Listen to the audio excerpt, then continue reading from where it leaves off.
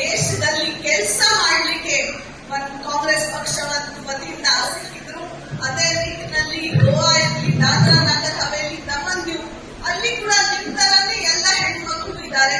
ಅಲ್ಲಿ ಕೂಡ ಹೆಣ್ಮಕ್ಳಿಗೆ ಸಹಾಯ ಮಾಡ್ಲಿಕ್ಕೆ, ಮತ್ತೆ ಈಗ ಉತ್ತರಾಖಂಡ್ ಹೋಗಿ ಬಂದಿದೆ, ಅಲ್ಲಿ ಕೂಡ ಇದೇ ತರ ಎಲ್ಲಿ ಆಗತ್ತೆ ಅಷ್ಟು ಸಾಧ್ಯ ಆಗತ್ತೆ ಕೆಲಸ ಮಾಡ್ಲಿಕ್ಕೆ ತಯಾರಿದ್ದೀನಿ. ಅದಕ್ಕೆ ಬರೀ ಖಾನಾಪುರ್ ಇಲ್ಲ, ಇಂತಹ ಎಲ್ಲ ಬೇರೆ ಬೇರೆ ರಾಜ್ಯಗಳು ಕೂಡ ಹೀಗೆ ಒಂದ್ ಧೈರ್ಯ ಕೊಡೋದು, ಸಹಾಯ ಮಾಡ್ಲಿಕ್ಕೆ. ನಮ್ಮ ಹೆಣ್ಮಕ್ಳಿಗೆ ಏನ್ ಜಾಸ್ತಿ ಬೇಕಾಗಿಲ್ಲ, ಬರೀ ನಾವು ಏನ್ ಕೆಲಸ ಮಾಡ್ತೀವಿ, ಏನ್ ನಾವು ಊಟ ಮಾಡಿದ್ದೀರಾ ಇವತ್ತು ಅಷ್ಟೇ ಕೇಳಿದ್ರೆ ನಮ್ಗೆ ಓಹೋ ನನ್ಗೆ ಕೇಳಿದ್ದಾರೆ ನೋಡಿ ಅಂತ ಹೇಳಿ ಎಷ್ಟು ಖುಷಿಯಿಂದ ನಾವು ಇನ್ನೂ 10 ಪಟ್ಟು ಜಾಸ್ತಿ ಕೆಲಸ ಮಾಡಿ ತೋರಿಸ್ತೀವಿ. ಅದಕ್ಕೆ ಬೇರೆ ಅವರು ಯಾಕೆ ಹೇಳ್ಬೇಕೆ, ನಾವೇ ನಮ್ಗೆ ಹೇಳ್ತೀವಿ ನಾನು ಮಾಡಿದ್ದೀನಿ ಅಮ್ಮ, ನೀವು ಕೂಡ ಮಾಡಿ ಅಂತ.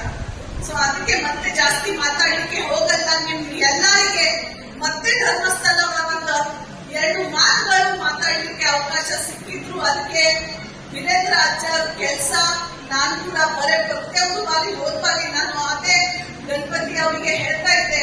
ಲಿಂಗನಮಠ ಕಾರ್ಯಕ್ರಮದಲ್ಲಿ ಕೂಡ ಬಹಳ ಜೋರಾಗಿ ನಮ್ಮ ನೆಂಟು ಲಿಂಗನಮಠ ಹೆಣ್ಮಕ್ಳು ಇದ್ದಾರೆ, ಅವಾಗ ಅಜ್ಜರು ಆಶೀರ್ವಾದ ಕೂಡ ಸಿಕ್ಕಿದ್ರು. ಅಸಲಿ ಎಲ್ಲ ಯಾವಾಗ್ಲೂ ಹೆಣ್ಮಕ್ಳಿಗೋಸ್ಕರ ಕೆಲಸ ಮಾಡ್ಲಿಕ್ಕೆ ನಿಮ್ಗೆ ಅಂಜಲಿ ತಾಯಿ ಅವ್ರ ಕೈ ಬೇಕಂದ್ರೆ ಅಂಜಲಿ ತಾಯಿ ದಿನ ಅಲ್ಲ ರಾತ್ರಿ ಅಲ್ಲ ಇಡೀ ಆಯುಷ್ಯದಲ್ಲಿ ನಿಮ್ ಜೊತೆ ಇರ್ತಾರೆ ಅಂತ ಹೇಳ್ಬಿಟ್ಟು ನಾನು 2 ಮಾತು ಧನ್ಯವಾದ. ಇಂಥ ಪರಿಸ್ಥಿತಿ ಅಲ್ಲಿ ಕೂಡ ನಾವು ಎಲ್ಲರೂ ಧರ್ಮಸ್ಥಳ ವತಿಯಿಂದ ವೀರೇಂದ್ರ ಆಚಾರ್ಯಗೆ, ಗಣಪತಿ ಅವರಿಗೆ ಮತ್ತೆ ಮುಖ್ಯವಾಗಿ ಸತೀಶ್ ನಾಯ್ಕ್ ಅವರಿಗೆ ಕೂಡ ಧನ್ಯವಾದ ಹೇಳಿ, ನೀವು ಇದೇ ರೀತಿ ಹೆಣ್ಮಕ್ಳಿಗೋಸ್ಕರ ಕೆಲಸ ಮಾಡ್ತಾ ಹೋಗಿ. ನಾವು ಯಾವಾಗ ಬೇಕಾದ್ರೆ ಸಪೋರ್ಟ್ ಮಾಡ್ತೀವಿ ಸರ್, ಅದರ ಬಗ್ಗೆ ಪ್ರಶ್ನೆನೇ. ಬಟ್ ಖಂಡಿತವಾಗಿ ನನಗೆ ಕೂಡ ಯಾವಾಗಲೂ ಸಪೋರ್ಟ್ ಬೇಕು. ಅವಾಗ ಕೂಡ ತಾವು ಎಲ್ಲರೂ, ಯಾಕೆಂದ್ರೆ ನೀವು ಎಷ್ಟು ಜನ ಇದ್ದೀರಾ, ನಾನು ಒಬ್ಬರೇ ಇರ್ತೀನಿ, ಒಬ್ಬರಿಗೆ ನೀವು ಎಷ್ಟು ಜನ ಸಹಾಯ ಮಾಡಿದ್ರೆ ನಾನು ಕೂಡ ಎಲ್ಲಿ ಹೋಗ್ಲಿಕ್ಕೆ ಸಾಧ್ಯತೆ ಇದೆ ಅಂತ ಇದೇ ವಿನಂತಿ ನೀವು ಎಲ್ಲರಿಗೆ ಮಾಡಿ.